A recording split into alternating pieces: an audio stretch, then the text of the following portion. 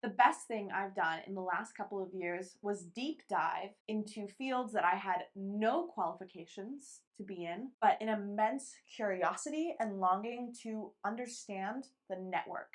The network of a problem helps us understand why it's like that and what keeps it going. In the last 5 years, my life has really been characterized by 4 deep dives. First, cellular agriculture, a way to grow meat without animals. Second, program and product management in the technology space. Then I did a deep dive in maternal mortality, which is going to be the focus of the frameworks I'm going to share. And then I did a deep dive in B2C women's health. I was not an expert by any means in e-commerce or medicine or science or product management, and yet I came in with a big tenacity to learn, and I paved through the barriers. And when I say deep dives, I mean extremely deep dives, years.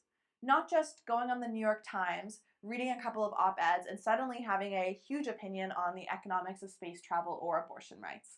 This is trying to understand a holistic network to the point where you can change the outcome. Now today I'm in East Africa working on a healthcare infrastructure project with a clinic. A lot of this work piggybacks off of the 2-year deep dive I did in maternal mortality. I recently made a video about my project in East Africa and how the maternal mortality research has led me to there. But the gist is I spent months mapping out the root causes, understanding why maternal mortality happens, and I created an advisory board to build an intervention and design a way to distribute misoprostol, which is an existing solution.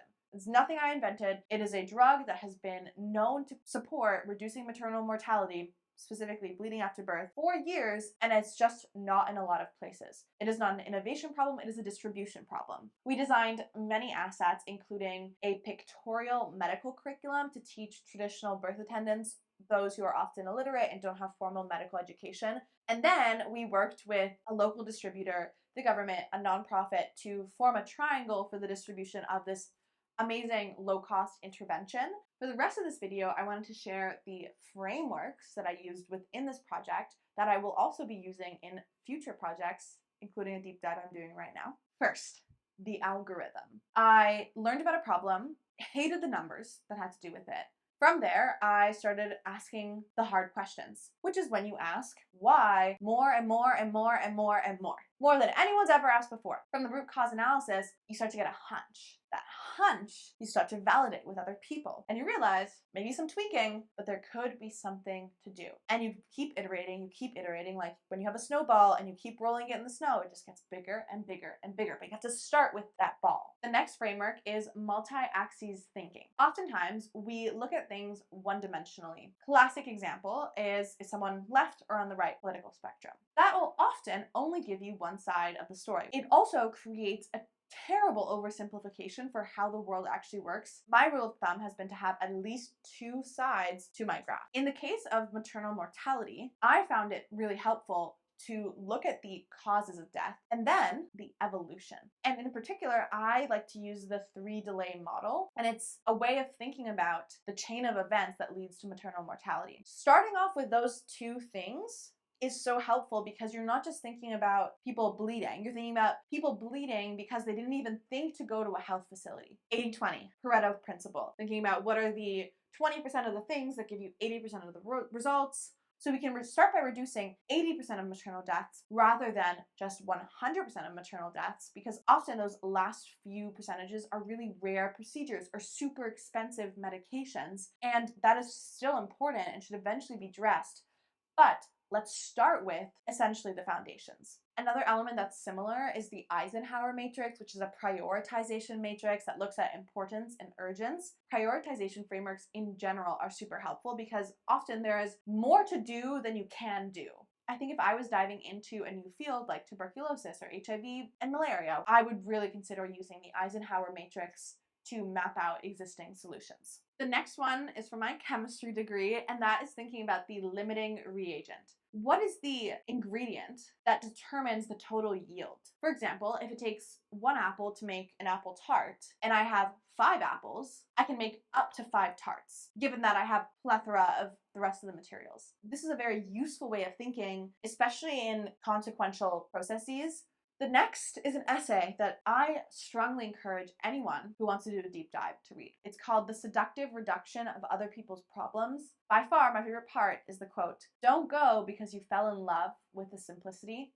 Go because you fell in love with the complexity." Ultimately, it's very important to appreciate the network. Keep going back to this word because systems are complicated. Even things that in our brain can get very easily oversimplified, such as hunger, climate change. We think eat more food, reduce the fossil fuels, but that is truly more nuanced and more complicated. And if you're in the game to solve climate change, to solve world hunger, you cannot come in with the mindset of simplicity because you will miss all the information. We're getting to the last three, incentive mapping. If the government has certain power, why do they have that power? Or if something's depending on funding, where does that funding come from? That can help you understand why something is happening, even though people are talking about it in a different way. There's a famous Charlie Munger quote, which is, "Show me the incentives and I'll show you the outcome." To really share a topic with someone else who isn't an expert or isn't in the jargon, you have to contextualize. I wrote an article for my project, which was called, "What if 4 Boeing 737s crashed every single day?" And I realized that was much more powerful than saying, what if 800 people died every day from preventable causes? Instead, what if 4 planes crashed every day because the pilots were drunk? We would be outraged. There would be strikes, but not with maternal health. The last one before my camera dies is identifying the ambiguity. Back to my chemistry degree, when we think about reactions, we think about where they start, the energy it takes to do them, and then where they end. There are types of reactions that are energetically favorable, who start in a certain place and end in a certain place where it's lower energy. This is thermodynamically more stable, but they don't happen. Why? Why can you take something that's relatively unstable and it could become really stable, but it doesn't? That's because of the activation energy, the big hump on graphs like these. In the real world, that activation energy is ambiguity. It's people who, in their heart of hearts, want to make that impact, but they just don't know how to tackle it. Or their life already has enough problems, they can't add another big, hairy, scary one to that mix. And when you start to give people very specific things like, "Hey, trade me 2 beers and you'll save 1 life," it becomes a lot more manageable and it doesn't feel as overwhelming. All right, that is my 2 cents on self-directed deep dives. To be honest, when I started, I was so surprised